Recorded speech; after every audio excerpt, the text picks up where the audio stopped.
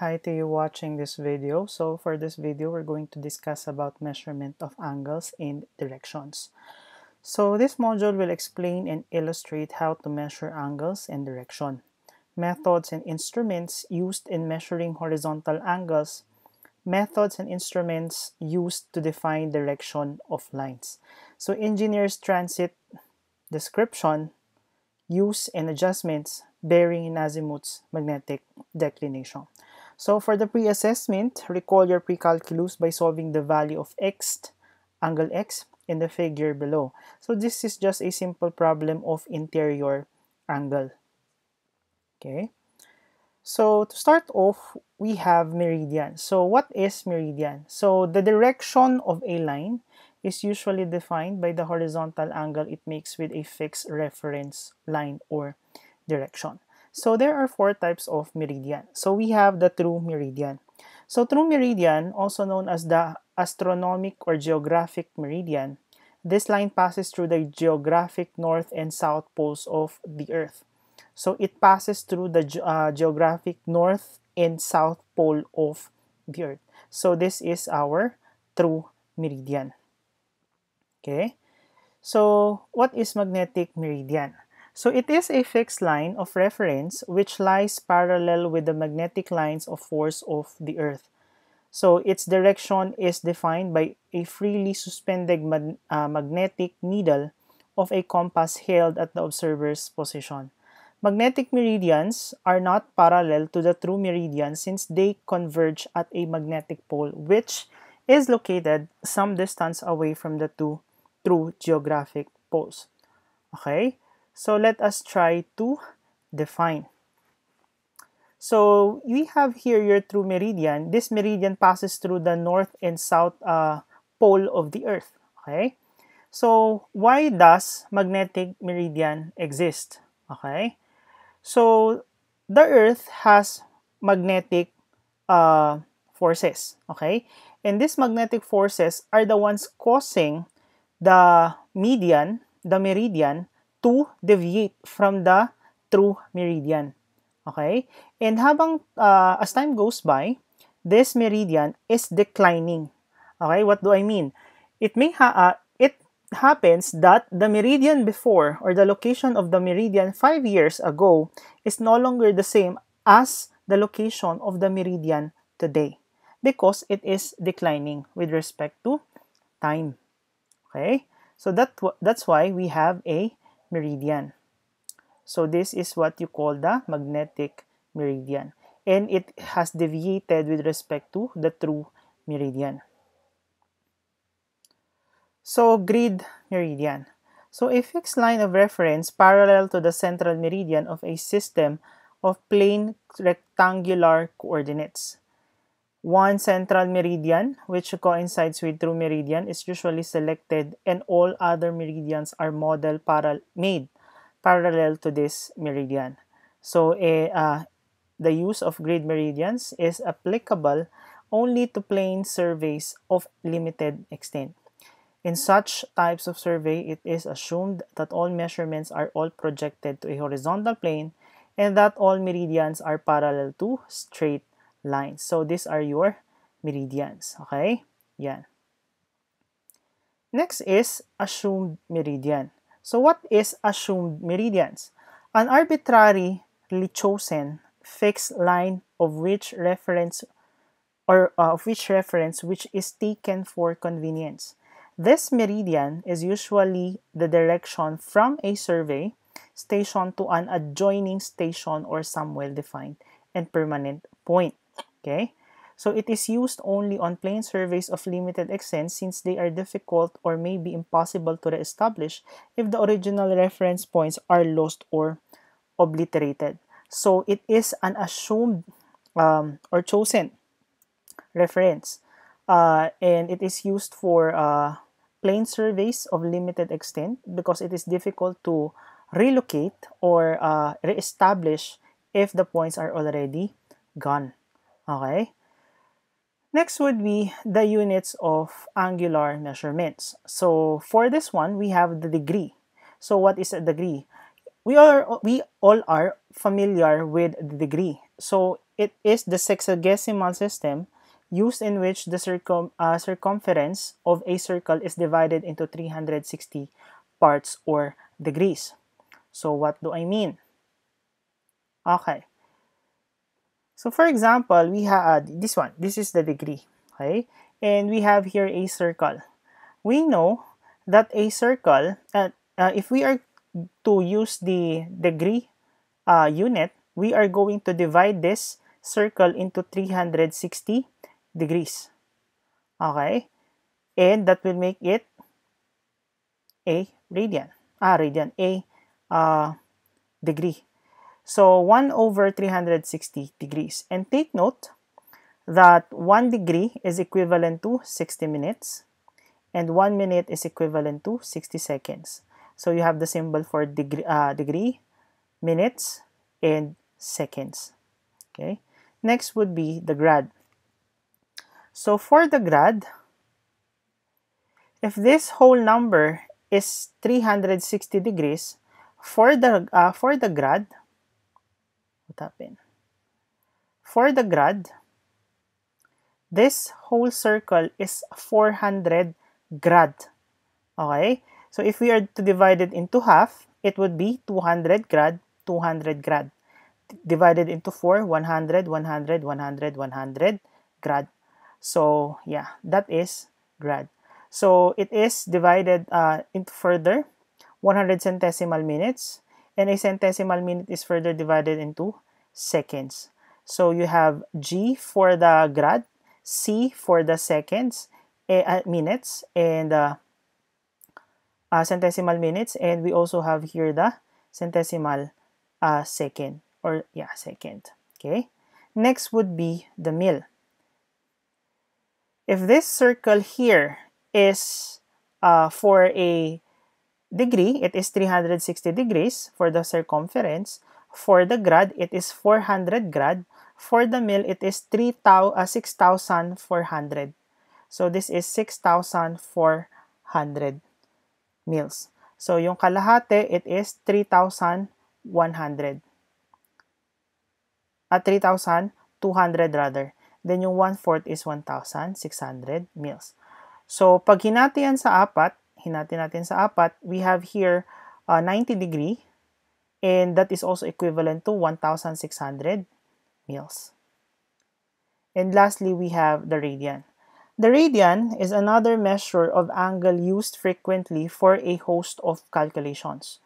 1 radian is defined as the angle subtended at the center of a circle by an arc length exactly equal to the radius of the circle. So if you have an angle here which is degree, and you want to convert it in rad, just simply divide it by 180 degrees times the pi. Okay? If you have an angle, to convert it into pi, to convert it into rad, just divide it by 180 and multiply it by pi.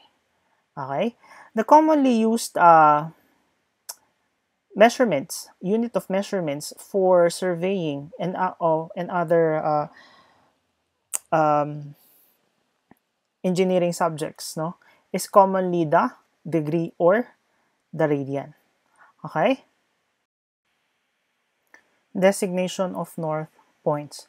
True north of the true meridian. So in maps and sketches, it is portrayed in the direction of the actual location of the Earth's north geographic pole and is always shown along a vertical line. It's symbolized by a star, an asterisk, or the letter TN. Okay? So if this is your geographic north, or it is your true north, true geographic meridian, therefore here, and the arrow here is what you call the true north. Okay? Okay. Next is the magnetic north. A magnetic north point that is established by means of a magnetized compass needle when there are no local attractions affecting it. At any point on the Earth's surface, its direction is indicated by the direction of magnetic lines of force passing through the point at a particular time. Magnetic north may be located either east or west of true north. Okay? So when uh, the magnetic field of the Earth is of course it is always present, no? So pag gumamit ka na ng compass, yung needle ng compass, it will direct you to the magnetic north. Okay? Therefore, it will deviate. It will deviate from your true north. Okay? So yan. So magkakaroon ng deviation. Then grid north, a north point which is established by lines on a map which are parallel to the selected central meridian. It may coincide with lines directed towards the true north. Grid north may be symbolized by a full arrowhead or the letter G, N, or Y. And next is the assumed north. So for the assumed north, it is used to portray the location of any arbitrarily chosen north point. It may be symbolized by a small blackened circle or a letter AN. So it is your assumed north. Okay? So it is your arbitrarily chosen point. Okay. So how are we going to have the declination? So if this is your true north, and if your arrow is towards the right, okay, it's towards the right, or it is to the east of the true north, therefore you are going to subtract the declination. If the arrow on the compass is to the left of the true north, or to the west, then we are to add the declination. So if this is your true north, therefore this is your east. So this is a 90-degree angle. Then if your magnetic north is to the right, we are to subtract. Okay? So of course, since your magnetic north will adjust, your magnetic east will also adjust with respect to the magnetic north. Therefore, the angle between the true north and the east is what you call the true bearing. And the angle between the magnetic north and the magnetic east, it is what you call the magnetic bearing. Okay? Okay. So next is direction of lines. The direction of line is defined as the horizontal angle of the line, which makes an established line of reference. Okay? First is interior. Next is the kind of angles. You have the interior angle. So the interior angle is the angle inside, the total angle of the polygon. So for example, I have here a four-sided polygon. Okay, so how am I going to determine the angle, the interior angle? So just count the number minus 2, then the difference, you multiply it to the to 180 degrees. So you have 1, 2, 3, 4. So 4 minus 2 is 2. 2 times 180, it is 680. 360 degrees rather. So the total interior angle of this polygon is 380 degrees. So if you are given a polygon of different number of sides, then just simply count. Count the number of sides. Then subtract by 2, then multiply it by 180 degrees. Next is the deflection of angles. So the deflection of angles is the angle between a line and the prolongation of the preceding line. Okay? So, right deflection are considered to have the signs opposite to the left of deflection.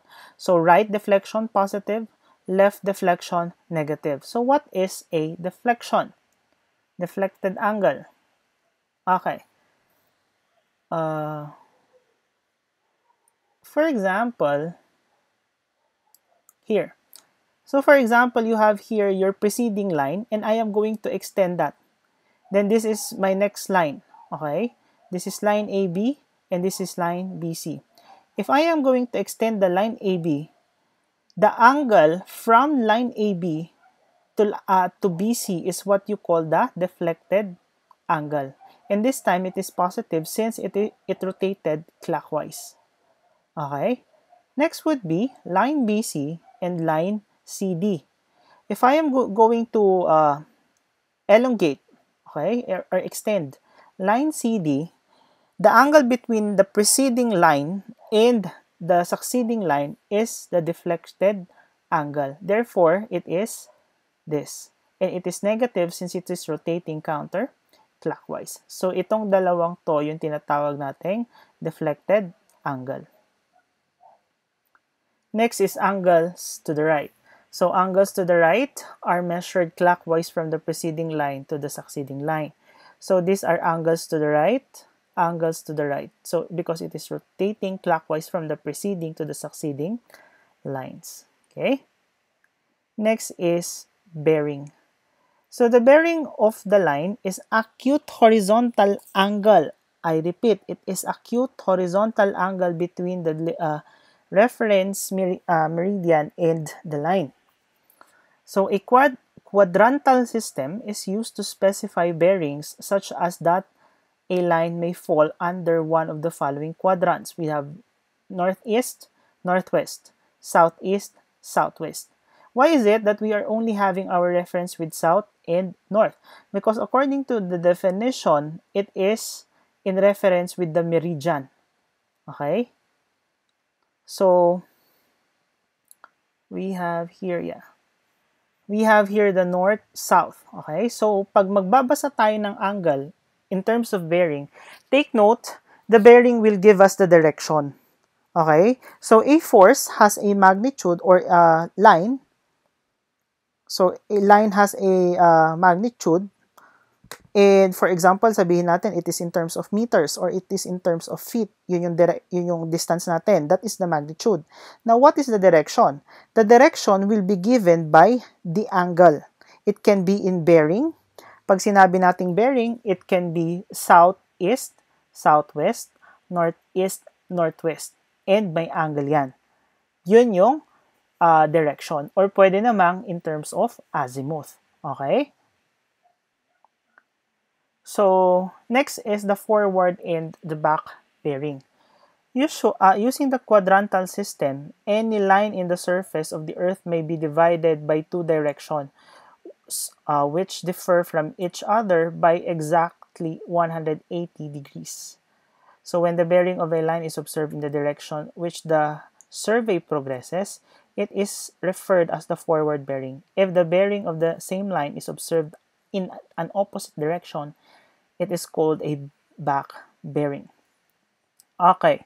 So, paano ba yan? No. Dito yon. Ayan. So, for example, you have here a traverse and the direction of your traverse is this way. Okay? Paganyan. Paganyan yung direction ng traverse natin. If I am to read the bearing here, the bearing from this point to this point, it is northeast. The bearing from this point to this point, that is southeast. Okay? Southeast. Now, what if babasahin ko siya pabaliktad? Pag binabasa ko siya pa ganito, it is a forward bearing. If babasahin ko naman siya dito, pero pag ganito yung direction, the direction of my trajectory is this way, but I am reading it backwards, I am doing this southwest. Okay? I am reading it backwards, southwest, southeast. Therefore, that is what you call the back bearing. Pabaliktad naman yung pagbasa ko. Okay? I am reading it backwards. Next would be the azimuths. The azimuths of a line is its direction as given by the angle between the meridian and the line measured in clockwise direction. Clockwise direction from either the north or the south branch of the meridian. Okay? So, like what I've said kanina, the direction can be in azimuth or it can be in bearing. Okay? So, for azimuth, it will be a complete 360 degrees. So, 0 hanggang 45, hanggang 90, up to 135, up to 138, up to 225, up to 270, up to 315, up to 360. But, since we are in the Philippines, our reference is not the north. Our reference is with respect to the south. Therefore, if we are pertaining to azimuth, we are going to start our counting from the south. So 0, 45, 90, 135, 180. Okay?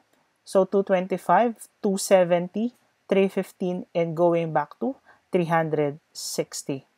I repeat, since we are in the Philippines, our azimuth will be with respect to the south, and it is still the same. It is clockwise direction.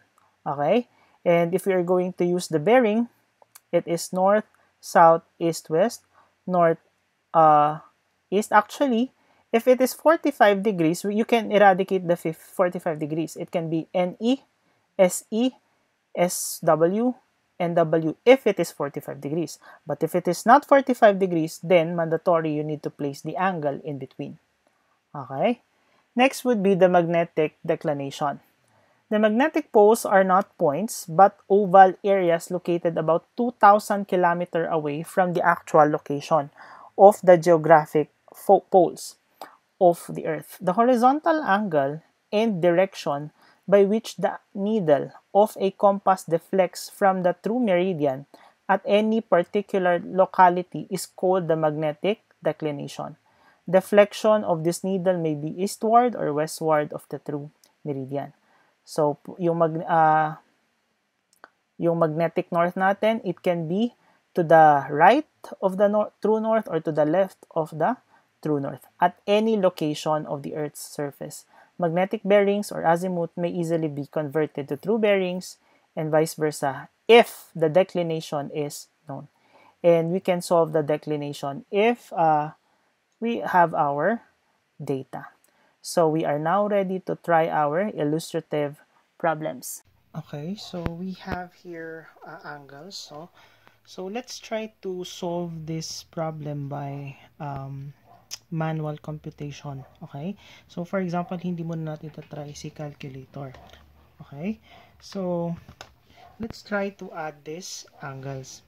So we have here 15 degrees, 38 minutes, plus 27 degrees, plus 45 minutes. So 45, what we're going to add is the minutes and the angles, okay, separately.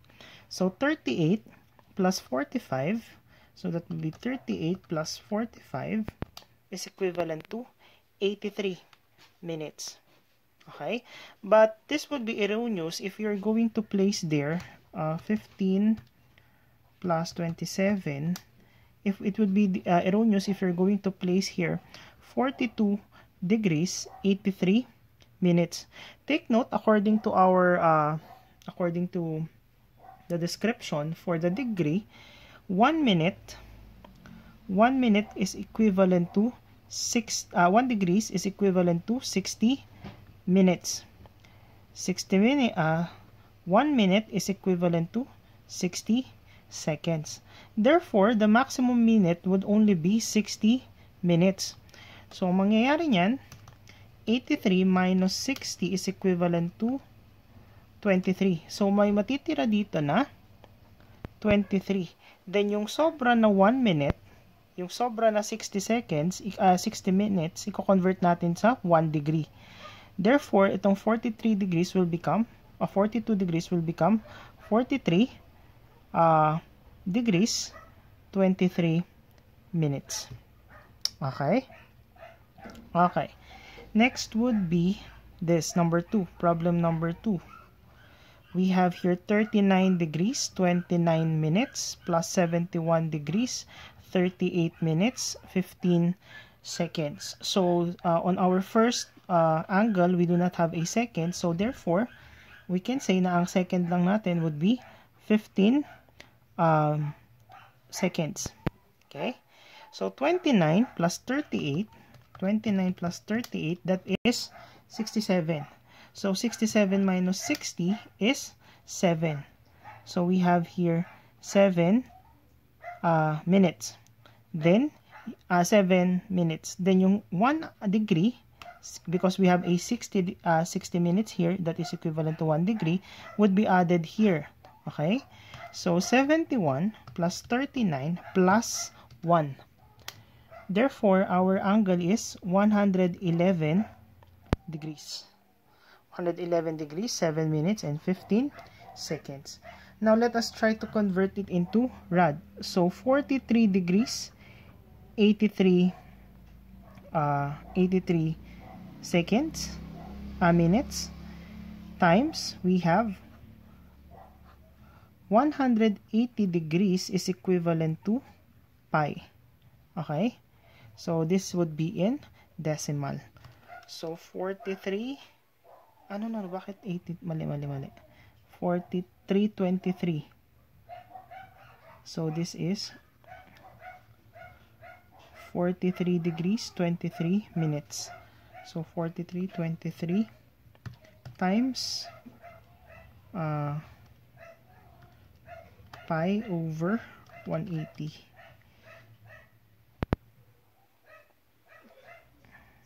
And that is equivalent to 0.757, and this is in rad. Next, we have the 111. So 111 degrees times 7. 111 degrees, 7 minutes and 15 seconds times, we have 180 is equivalent to pi, and that is equivalent to 111, 7, 15 times pi over 180, and that is equivalent to 1 degree, 56 minutes and 21.93 seconds. Okay? Now, if we are to convert it to grad, take note that for the grad, we have 360 degrees. 60 degrees is equivalent to 400 grad. Okay? So, we have here 43 degrees, 23 seconds times, we have here in 360 degrees is equivalent to 400 grad. So, 43.23 divided by 360 times 400 is equivalent to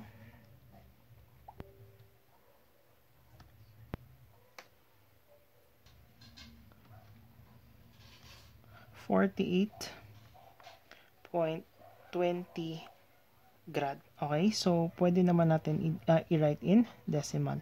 Okay, so the rest would be your trial activity. Now, for the meal, let us not forget that for the meal, 360 degrees is equivalent to 6,400 meals. Okay, so try that on your own. Okay, so we have here the illustrative problem or examples. So we need to find the azimuth of line OA. So this is line OA. So from the north, it has an angle of 141 degrees and 16 minutes. So take note that when we are taking our azimuth here in the Philippines, it is always in reference to the south. Okay, from the south. So that would be 180 plus 141. So 180 degrees plus 141 degrees, 16 minutes. And that is equivalent to 180 degrees plus 141 degrees, 16 minutes. And that is equivalent to 321 degrees, 16 minutes, and 0 seconds. Okay? Now, what would be the bearing? Okay, always remember that when we are having our bearing, it is always in reference with the north or the south. So, it would be southeast, southwest, northeast, northwest. Okay? Northwest, northeast. So, this time, we only need this angle here. Okay? So to get the angle there, we will be having 180 degrees minus 141 degrees, 16 minutes. So that would be 180 minus 141 degrees, 16 minutes. And that is equivalent to 38 degrees. So 38 degrees, 44 minutes. And the bearing would be from south going to east. So south, 38 degrees, 44 minutes going east. That would be the bearing of OA. Okay. Next, what would be the azimuth of line OB? So this is line OB. So from the north, it has an angle of 217 degrees, 23 minutes. So what we do is 217 degrees, 23 minutes minus 180 degrees. So we have 217 degrees, 23 minutes minus 180 degrees. Therefore, the azimuth is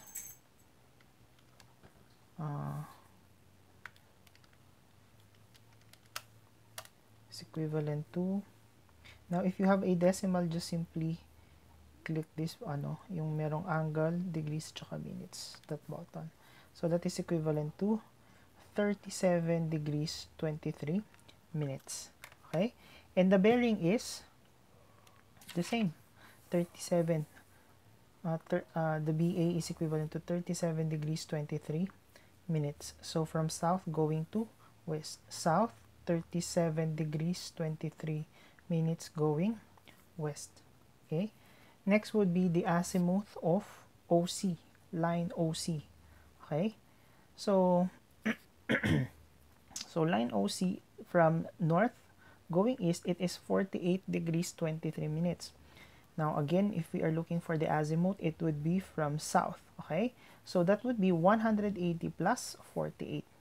So, 180 degrees plus 48 degrees, 23 seconds. And that is equivalent to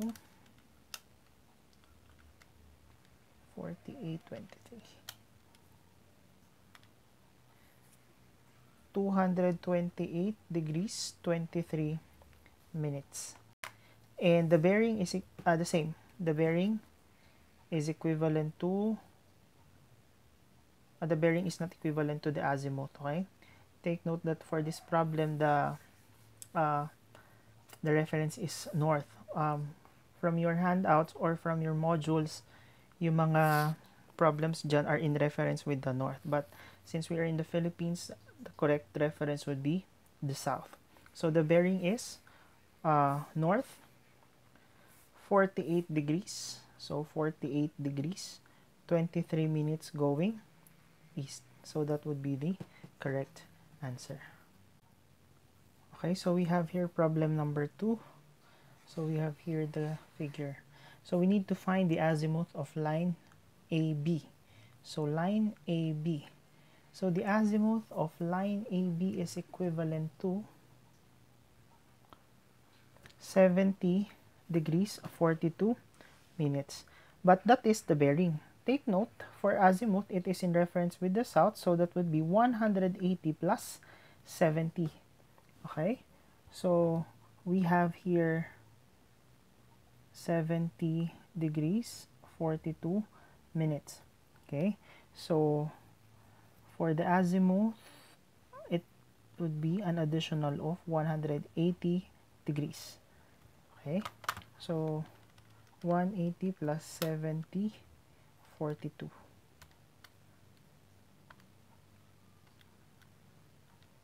So that is 250 degrees, 42 minutes.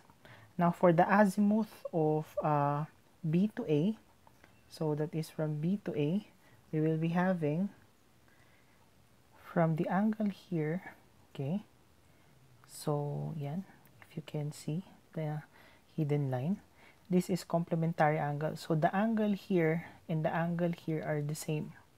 Okay, the angle here and the angle here are the same, complementary angle. Therefore, from B to A, it is 70 degrees, 42 minutes. So 70 degrees, 42 minutes because it is already in reference with the south. Okay, next, the angle between the acute angle between ABC. ABC is equivalent to 97 degrees and 97 degrees 18 minutes, or the angle between ABC is 97 degrees 18 minutes. Okay. So the azimuth BC is this one. So B to C. Okay. Line BC, the azimuth BC. Okay, so we need to get this angle here. So from this point up to this point. Okay, so paano yan? It would be 250 minus the angle here, 97 degrees 18 minutes. So that is minus 97 degrees 18 minutes. Okay, so therefore that is equivalent to 250 42 minus 97 18, that is 153 degrees 24 minutes. So from this point to this point, from the north to line BC is 153 degrees 24 minutes. But take note, our reference here in the Philippines is the south, so that would be another 180 degrees. So plus 180, therefore the azimuth is plus 180. The azimuth is equivalent to 333 degrees 24 minutes. Okay, now for the bearing, it will simply be 180 degrees because this is 180 degrees minus the 153 degrees, so that is 180 minus 153 degrees 24 minutes. So 180 minus 153, 24, and that is equivalent to 26 degrees 36 seconds a minute. So that is the bearing, also that is the angle. Now for the bearing, it is from south going to east. From south going to east, that is 100 from south 26 degrees 36 minutes going to east. So that would be the bearing. Okay, don't get confused ha. Yung 250 degrees natin is from the north going to line BA. Okay, from the north going to line BA. Okay. If nalilito kayo sa itsura niyan, just remove this, itong north na to. Then you have your north, south, east, west. Okay? Nilagyan lang ng angle dito. Because the angle here is the same as the angle here. Okay? Which is 70 degrees 42 minutes. Okay? So parang north, south, east, west. So isang malaking ano lang yan. So first quadrant, second quadrant, third quadrant, then fourth quadrant. Okay? So we have here problem number 3. In an old survey made when the declination was 2 degrees 10 minutes west, the magnetic bearing of the given line was 35 degrees 15 minutes east. Okay, the declination in the same locality is now 3 degrees 15 degrees east. So dito west, dito east. So what are the true bearing and the present magnetic bearing that would be used in retracing the line? Okay, so let's draw our Cartesian plane. So this is our Cartesian plane. This is my true north. So that is true north. And the first reading, it has a declination of 2 minutes 2 degrees 10 minutes towards west.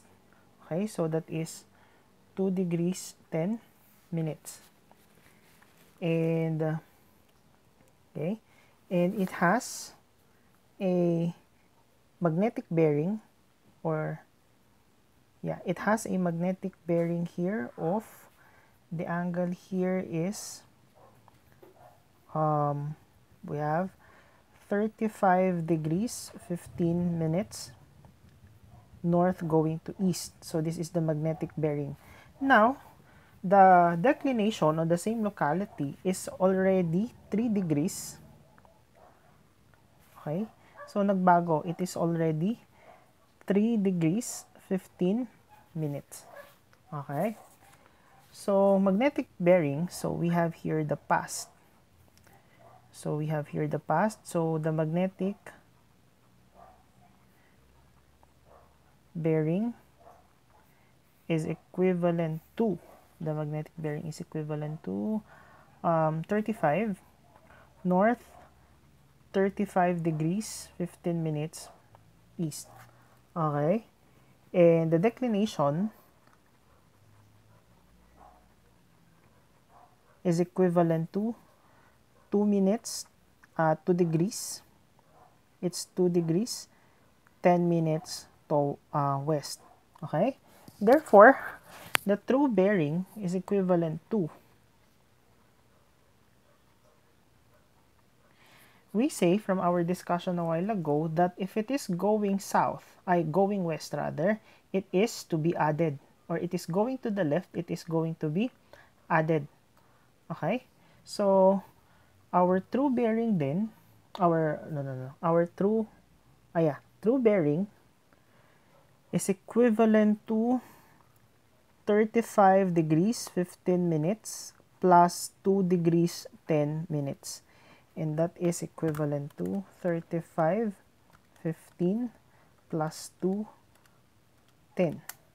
So that is 37 degrees 25 minutes, and it is north going east. So we have north and we have east here. So this is already the true bearing. Okay, so present declination,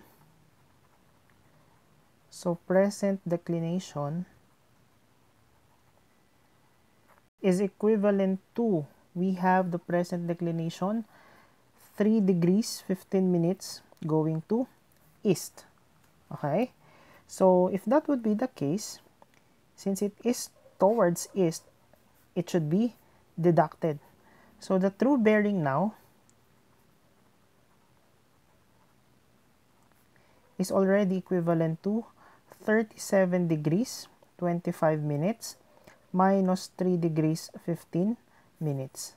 Therefore, the true bearing now is equivalent to 37.25 minus 3.15 is equivalent to 34 degrees 10 minutes. And it is north going east. So this is now the true bearing. Okay.